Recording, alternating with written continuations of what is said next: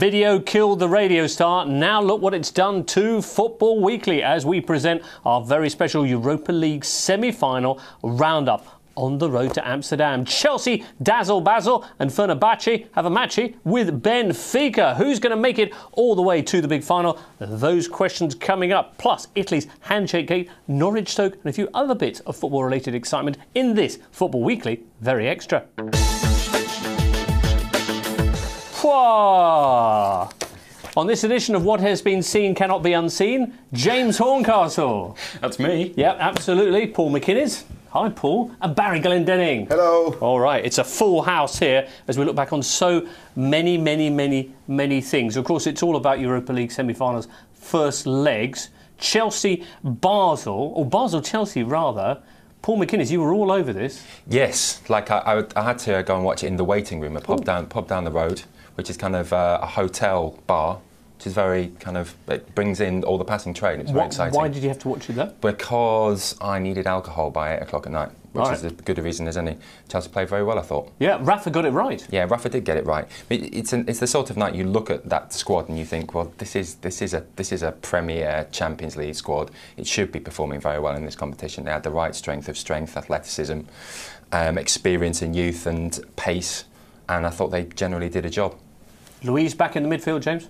Yeah, and I think that was integral to how they controlled the game, because we saw this Basel team against Tottenham sort of run them ragged for a time, and that was never really the case, I thought, last night. I thought there was quite a restraint about Chelsea, which was quite impressive. I thought Luiz, again, yeah, I mean, we saw him in that role in the Club World Cup against Monterrey. He did it well. I think it's probably. I think personally, it's probably his best position. And again, he scored a crucial goal. He scored that incredible goal against Fulham last week. Scored the match-winning free kick. It was a dubious challenge. People probably would say, you know, whether he should be on the pitch or not, because a challenge on Philip Deggan. But you know, excellent, really. Barry? David Luiz sort of began life at Chelsea sort of as a figure of fun with the sideshow bob haircut, and Gary Neville didn't do him many favours with that very funny comment about the PlayStation. But he's gradually emerging as the new leader of that team, I think. And if he stays there, and I suspect why wouldn't he? Could see him sort of becoming the new John Terry, as it were, but you know, without the less savoury aspects to his character. All right, one would hope. Torres, you'd wear a mask if you played like that? It's quite a fetching mask, isn't it? It's quite enigmatic. It makes him look more interesting than his play generally. Lone Ranger-esque. Yeah, exactly. Yeah. Good point, actually. Johnny Depp coming up in that movie soon. Right, although he plays very much the Tonto role, but so does Torres. If you know, Italian speakers will know what I'm talking about. Yeah. But it was a bit of a shocker in a competition that he had previously shown signs of life in. Yes, I mean, I think Paul Doyle put it well in the paper today. It was okay, it just wasn't good enough. He did get involved. He held the ball up half decently, hit the post. Yeah, he hit the toes when he should have sred. Should have scored, and his layoffs were. His overhead kick was a triumph.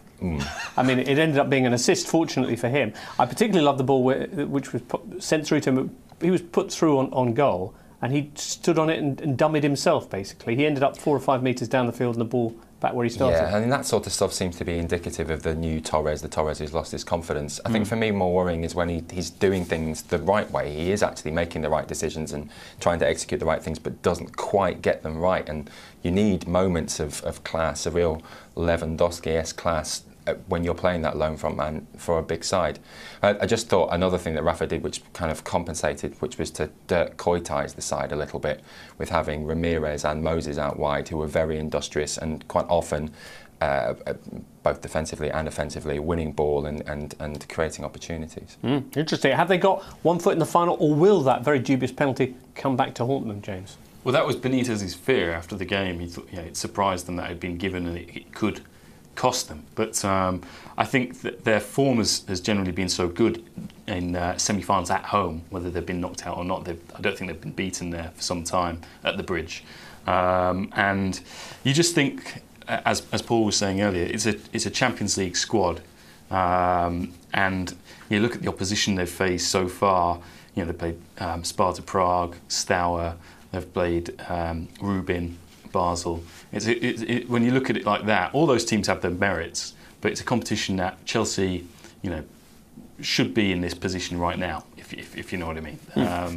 They should be bidding for the final. Yeah. Right, OK. Well, they're not going to have Ashley Cole next time. He had a good game, but you're reasonably positive about their chances, Barry? Yeah, I was disappointed with Basel, to be honest. I thought they seemed a bit cowed and overawed in the first half. And yeah, I expected a lot better from them, to be honest. And it's difficult to see how they will improve away from home. Like, I mean, their own ground is a bit of a fortress, and they've let a good opportunity go, I think. I noticed as well, actually, their celebrity fan, Roger Federer, was at the game, wearing one of those despicable half-and-half friendship scarves. What's despicable about that? What? I mean, surely you want to remember the occasion, commemorate a great moment, two clubs coming together, a wonderful night of football. I think it's only a cynic, Barry, who would look down on that sort of activity. No, I don't think so. I think most football fans think they're an aberration. I know a guy who sells them for a living. Yeah. How much do they cost to make, Barry? He pays £3 each for them. And how much do you sell them for? Tenner. Right, OK. So you're a mug for buying one. Yeah, but you see the grafters outside the grounds selling them. They'll pitch up with a bag. They generally buy 100 at a time from whoever it is they buy them from. So that's 300 quid outlay, and sell them all in 20 minutes for £1,000. Brilliant. And the second half of the season, you can just turn them upside down. And I think what I'd like to do is manufacture them, but just make one half slightly longer than the other, so that, particularly paranoid fans will get their little measuring tapes out to make sure their team is equally represented on all right then. And now, moving along, and the other semi-final in Istanbul, Fenerbahce against Benfica. What a night for the Turks. Yeah, I think a lot of people saw them as the underdogs in this tie, because Benfica have had a remarkable season. They see this team as one of their best, certainly in recent memory. I don't think it'll ever reach the heights of the 60s and 70s, but they didn't really turn up, and I think they were maybe cowed by the atmosphere in Istanbul, very sort of typically intimidating atmosphere, and they missed Luiz, their centre-back, because all Fenerbahce did for most of the game was play balls into the box, which isn't their typical game plan, and they just completely dominated Benfica in the air. They hit the post, the woodwork 3 times. Had a penalty that Christian missed. Christian missed and ended up bawling his eyes out. That was extraordinary, because when was the penalty kick? Just before half-time. Right. So then afterwards he looks a bit distraught, head in hands type thing. But at the end of the first half, they cut away to him and he's being led away, absolutely bawling, as you say, his eyes out. Yeah, and when they did eventually take the lead, he pointed to the sky kind of in relief. But apparently Christian has form in this case. One of his celebrations in a Turkish Cup final when Fenerbahce were dominating Galatasaray in the league, he would make fake tears like that. Oh, really? So it was karma for a lot of Galatasaray fans to see him miss that penalty. That result, they might look back on with regret, because, as I said, they hit the woodwork 3 times. They should have won that game maybe 2 or 3-0. And we all know Benfica are very strong at home, so I think great result for Fenerbahce, great night for Fenerbahce, but probably not the result they wanted. How many games was it Benfica had gone unbeaten? Like 37? Well, the last time they lost a match in 90 minutes was in October against Spartak, very good. So, yeah. Well, going to be a very different game perhaps in Portugal next week, also because Benfica are going to be missing Moussa Sarr, Mehmet Topal, the midfielder, and Webbo, who was stupidly booked for kicking the ball away, apparently. Yeah, and Morelos got injured. They obviously got Dirk Kuyt and Joseph Jobo. Dirk Kuyt is not out, but no. Yeah, it's kind of. I like this the sort of Everton and Liverpool players, former Everton, Liverpool, being on the. It's like Brookside on the Bosphorus or something like that. Brilliant, right? Yeah, or Hollyoaks and Ashtapur. Good. Perhaps we're going to talk about Fiorentina, Sampdoria. What do you think is going to happen there? I think Fiorentina might win, in fact, because Fiorentina have got, let's say, the easiest running of the top 6 in Serie A, and they might sneak into the Champions League. Yeah, they're chasing Milan's top 3 spot. Yep, they've cut down the gap, and Yeah, there's a very interesting storyline on I think Sunday's game. Handshake gate.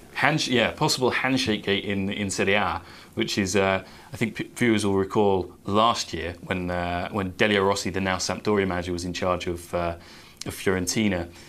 He replaced Adam Ljajic, one of their players, against Nevada, and Ljajic gave him a sarcastic round of applause and allegedly said something which he denies saying, and Rossi set about beating him up in the dugout. He was stood up on the touchline. He turns around, looks at him, and then dives in and just pummels him repeatedly. It was a magnificent bit of video. So this will be their first meeting, I think. It is. A comment about.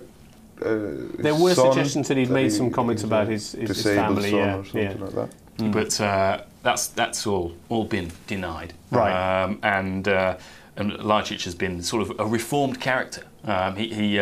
He has had an excellent season so far. Scored an incredible free kick at the weekend against Torino, but this is their first meeting. And since then, Delio Rossi was banned for 3 months. He got another job at Sampdoria to rescue them, which he's done.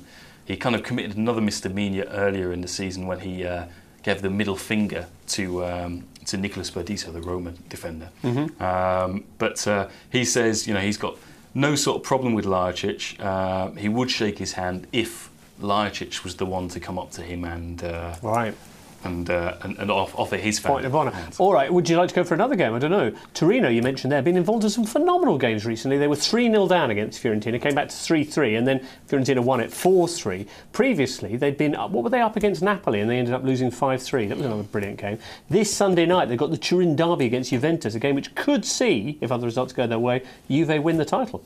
Yeah, I think if Napoli were to somehow lose to Pescara, who are bottom and well adrift at the bottom of the table, and Juve were to win, then Juve would win the title at their own in Turin at their rivals' expense. But Juventus fans want to win it at home the following week against Palermo. All right, okay. Well, this is going to see the Stadio Olimpico Turin. We'll be live on ESPN, coincidentally enough. I don't know, James. You joined me for that? No. Yeah. There's an interesting game in Spain, actually. Is there an interesting game in Spain? Yeah. Real Mallorca are entertaining Real Zaragoza. It's a bottom-of-the-table clash. Zaragoza are bottom, 27 points. Real Mallorca are third from bottom with 28. And they, of course, have the mighty, glamorous foreign signing Alan Hutton. Right. On loan from Villa. Of course, there's also in Spain, speaking of teams called Real, the team that's called Real Madrid taking on Atletico Madrid in the Madrid derby.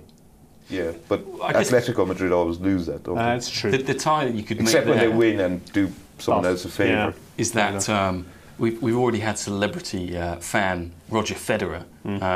Like Nadal, his rival, so to speak, is from Mallorca, but he doesn't support Mallorca. He supports Real Madrid, but then his uncle played for Barca. You see, at least Federer, for all his half-scarf sort of thing, sticks with one team, whereas Nadal seems to just float between. I mean, he was even complimenting Dortmund this week. Nadal's scarf probably has like about 5 different sections on it. Right. His uncle was some player, wasn't he? Dirty, dirty man. The Beast of Barcelona, says producer Ben. I can't remember him at all. Was it Miguel Ángel Nadal? All right. He was a centre half, wasn't he? Yeah. And an absolute brute. Right. Yeah. Right. Well, that's almost it for today's Football Weekly Very Extra, apart from the fact that producer Ben wants me to say that you look like an extra from Game of Thrones. You lucky chap, James Horncastle. Perhaps Jesus Pirate, as I've been called. Jesus Pirate? Yeah. Okay. Just remembered, I think maybe Nadal has given some financial support to Mallorca or something like that. Or something. He's given them an injection. I'm sure Sid would point No, out. wait. No. But yeah, so maybe I was a bit unjust there on Big Rafa. Okay. But yeah, apparently I've been growing this, but I might shave the beard off tomorrow. It might have been a Football Weekly beard. I don't know. Okay. Do let us know. Or join the King's Watch. Or join the King's Watch. Go on Take the wall. the black. I'd like to go to the wall, yeah. I wouldn't like to go to the wall. You'll be first up against it, mate, when I... Well, the thing is, when you get as far as we've got in the thing, is there going to be a wall for you to get up? Don't. Just saying. I want to be the Khaleesi's advisor. I bet you do. I know what I'd advise her to do. Right, okay. Well, that's it for today's Football Weekly Very Extra. We'll be back next Friday. with our reaction to the second legs of this ever so exciting Europa League. Do join us then. Of course, Monday will bring Football Weekly back for your listening pleasure. So enjoy the weekend in the meantime, and we'll speak to you soon.